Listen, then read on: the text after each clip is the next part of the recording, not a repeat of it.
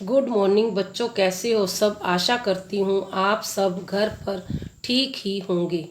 Corona virus के चलते मैं आप सभी बच्चों को कहना चाहती हूँ कि कोई भी अपने घर से बाहर न जाए।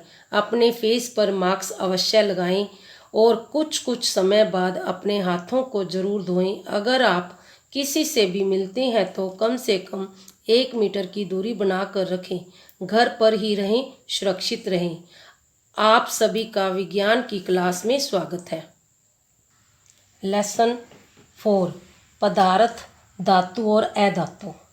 आपको लोहा, तांबा, एल्युमिनियम आदि जैसे कुछ पदार्थों से भली भांति परिचित हैं। कुछ पदार्थ सारणी 4.1 में दर्शाए गए हैं।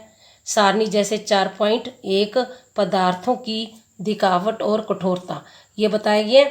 वस्तु पदार्थ आयरन लोहा, सल्फर गंधक, कोयला, कॉपर तांबा, एल्युमिनियम।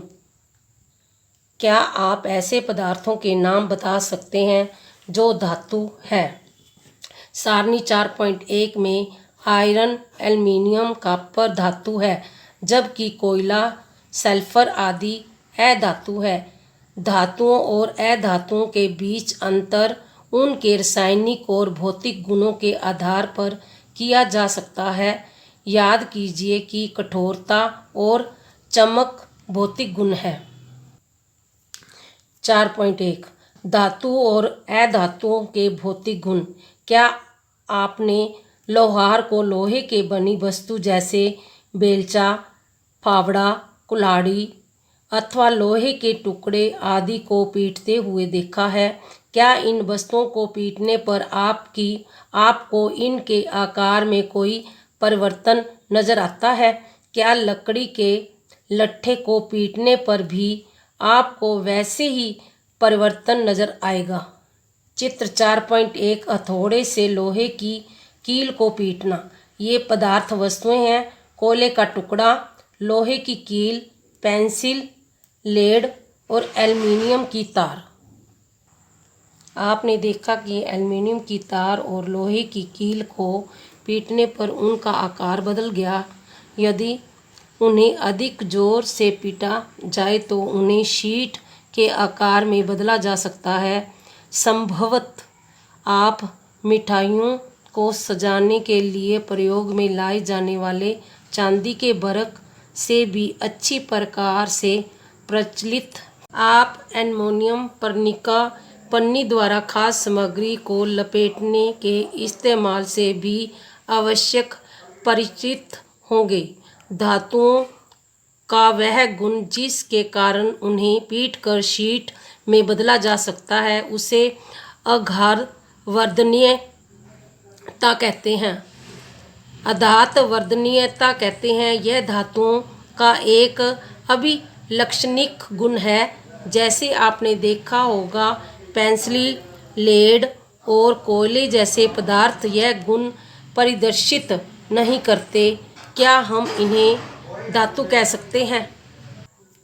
क्या आप बिना प्लास्टिक या लकड़ी के हत्थे वाले गर्म धातु के बर्तन को स्वयं को बिना चोट पहुँचाए पकड़ सकते हैं? शायद आप नहीं पकड़ सकते। क्यों? कुछ अन्य अनुभवों की सूची बनाने की कोशिश कीजिए जिसमें एक प्लास्टिक या लकड़ी का हत्था आपको घायल होने से बचाता है जब आप गर्म वस्तुओं को पकड़ते हैं। इन अनुभवों के आधार पर आप प्लास्टिक और लकड़ी द्वारा ऊष्मा के चालक के बारे में क्या कह सकते हैं? आपने किसी विद्युत कर्मी को पेचकस से काम करते हुए देखा होगा। उसका हत्था किस पदार्थ का बना होता है? आप पाएंगे कि लोहे की कील, छड़ और तांबे का तार कुचालक है, जबकि कोयला और गंधक कुचालक है। आप तांबे और एल्युमिनियम की तारों का इस्तेमाल कहाँ देखते हैं? क्या आपने कभी कोयले से बनी तारें देखी हैं?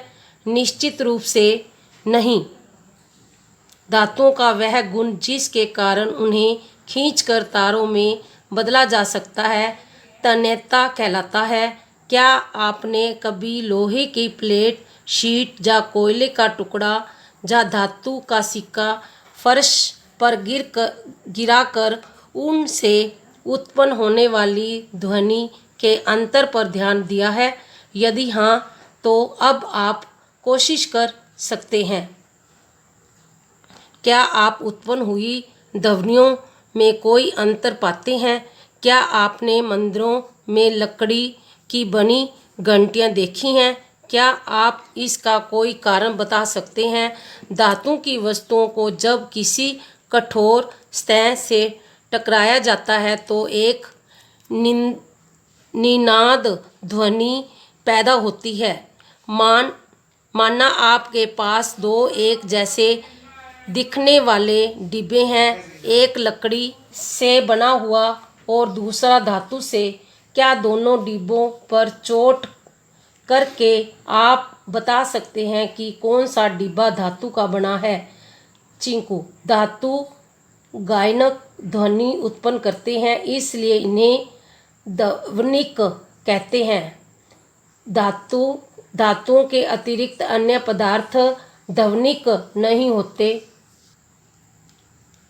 ऊतक क्रियाकलाप करने के बाद हम कह सकते हैं कि कुछ पदार्थ कठोर, आघातवर्ध, चमकीले, तन्य, ध्वनिक और विद्युत तथा कुचालक तथा ऊष्मा के सुचालक होते हैं। वे पदार्थ जिनमें समानांतर ये गुण होते हैं उन्हें धातु कहते हैं। धातुओं के कुछ उदाहरण हैं copper, iron, aluminium, magnesium, calcium इत्यादि। इसके विपरीत सल्फर और कोयले जैसे पदार्थ दिखने में मैलीन है, नरम हैं तथा ये हथौड़े की हल्की चोट से टूट कर चूरा हो जाते हैं। ऊष्मा तथा विद्युत के कुचालक हैं और ध्वनिक नहीं है। इन पदार्थों को अधातु कहते हैं। अधातुओं के उदाहरण सल्फर, ऑक्सीजन, कार्बन, फास्फोरस इत्यादि। इस वीडियो को बार बार देखो और समझो। जो समझ में ना आए मेरे से पूछ सकते हो।